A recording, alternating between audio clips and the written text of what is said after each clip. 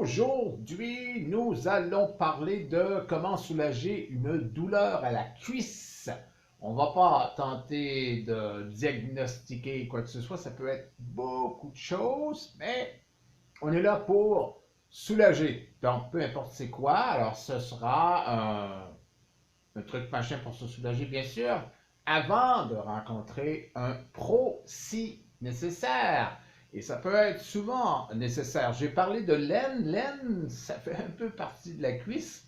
Mais là, on est plus général sur l'ensemble. Et quand on parle de la cuisse en général, on parle d'une possibilité de phlébite. Si vous faites une phlébite, je commence avec la phlébite parce qu'elle est spéciale. Si vous avez par exemple une cuisse qui est enflée, c'est rouge, c'est chaud, ça a l'air de forcer, mais pas l'autre. L'autre est belle. C'est possible que vous fassiez une phlébite. C'est quoi une phlébite? C'est une artère qui est bouchée par un caillot sanguin. Et ça, c'est assez dangereux. Donc, qu'est-ce que vous faites? Rien. Non seulement vous ne faites rien, mais vous vous dirigez vers la clinique, l'hôpital le plus près, le professionnel le plus près, généralement c'est un médecin, pour faire fondre ça sous contrôle, parce que le caillot en question qui va finir par fondre va se reloger peut-être ailleurs. Et c'est pas le temps d'être tout seul là, chez vous en train de faire vos petites expériences. Donc la phlébite, on met ça un petit peu de côté. Pour les autres pathologies, évidemment, on ne guérit rien. Là. On ne guérit rien. Non, non, non, non, non. Mais on va soulager les symptômes de ces différentes pathologies-là. On a deux nerfs à la cuisse importants, soit le nerf crural.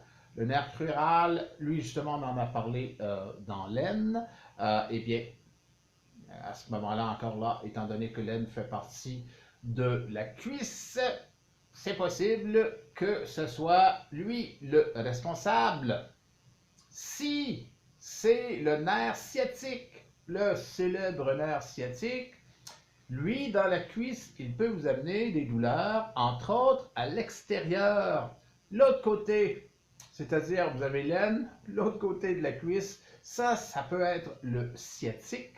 Pour vous en rendre compte, faites des pressions sur la douleur et souvent une pression sur un nerf touché, la douleur va s'estomper. Ça ne dure pas, là, mais au moins ça peut vous diriger vers un problème de sciatique. Si c'est le cas, que ce soit crural ou sciatique, vous allez mettre le produit qu'on va vous donner tantôt dans le bas du dos, donc dans les dernières lombaires, les sorties de ces nerfs-là, soit L3, L4, L5, S1, S1 pour sacrum. OK? Alors, que ce soit pour le crural ou pour le sciatique. Voilà pour ces deux nerfs-là. Mais ça peut être de la polyarthrite. À ce moment-là, ce sera sur l'ensemble de la cuisse. Mais ça peut être musculaire, des déchirures musculaires, vous avez des claquages musculaires, des élongations musculaires. C'est pas ça qui manque puisque vous avez à la cuisse un des principaux muscles de votre corps, c'est-à-dire le quadriceps. C'est peut-être ça, c'est peut-être d'autres choses, ça peut être bien des choses. Alors ça, ce sont les causes possibles. OK? Alors pour tout ce qui est musculaire, c'est local, c'est là où ça fait mal, comme dirait l'autre. Les nerfs, c'est à l'arrière du dos. Là, vous allez me dire, ouais, mais la sciatique, j'ai entendu dire que c'est dans la fesse. Hein?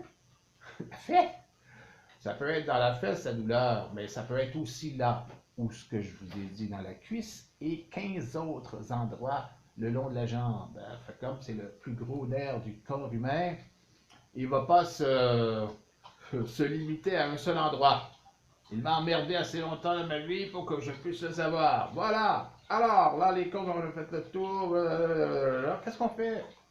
Qu'est-ce qu'on fait pour se soulager avant de rencontrer un pro, si nécessaire? Parce que, on ne sait pas, je vous ai mentionné des trucs qui sont relativement graves et des trucs plus bénins. Je ne suis pas là, je ne suis pas sur place, mais on file pour se soulager. Alors, dans une huile végétale neutre, vous allez mettre, par exemple, à raison de 80% d'huile pour 20% d'huile essentielle. Je vous en mentionne trois, mais les huiles essentielles, il y en a plusieurs. Ce sont les principales. Ça marche bien, ça ne coûte pas trop cher, ça fonctionne, ça soulage, c'est ce qu'on veut. La menthe poivrée et la girofle. Là, vous allez me dire, je viens de voir votre capsule contre les chenilles, c'est les mêmes. Eh oui. Eh bien oui, les huiles essentielles, ça peut faire plus qu'une chose. Un peu comme ton téléphone. Hein, tu peux faire des appels, puis prendre des photos. C'est à peu près le même genre. OK, alors la menthe poivrée, El Clasico va ralentir la circulation sanguine et donc soulagement. C'est un peu un anti-inflammatoire aussi. La girofle, elle, c'est un anti-inflammatoire, mais aussi c'est un anesthésiant, analgésique anesthésiant, donc tu vas le sentir de moins en moins, ton problème. Et une troisième que vous pouvez rajouter, puisqu'elle elle est carrément anti-inflammatoire pour compléter les deux autres. Beaucoup d'inflammation dans tout ce que j'ai mentionné. Il n'y a pas beaucoup d'atteintes ou qu'il n'y a pas d'inflammation, c'est fait comme ça. Et c'est la Golterie. La Galtieri couché ou debout, peu importe. L'important, c'est que ce soit un bon anti-inflammatoire, peu coûteux, on l'appelle aussi le télébois au Canada, et vous allez sentir un soulagement immédiat dans les secondes qui vont suivre sur votre pathologie de la cuisse. Et par la suite, évidemment, on vous conseille de rencontrer un pro pour éliminer la source. Ça peut être grave. On ne laisse pas ça à volo. Si c'est une phlébite, c'est immédiat. Go to the hospital. Là-dessus, après cet effort surhumain, je vous dis abonnez-vous et on se revoit très très bientôt.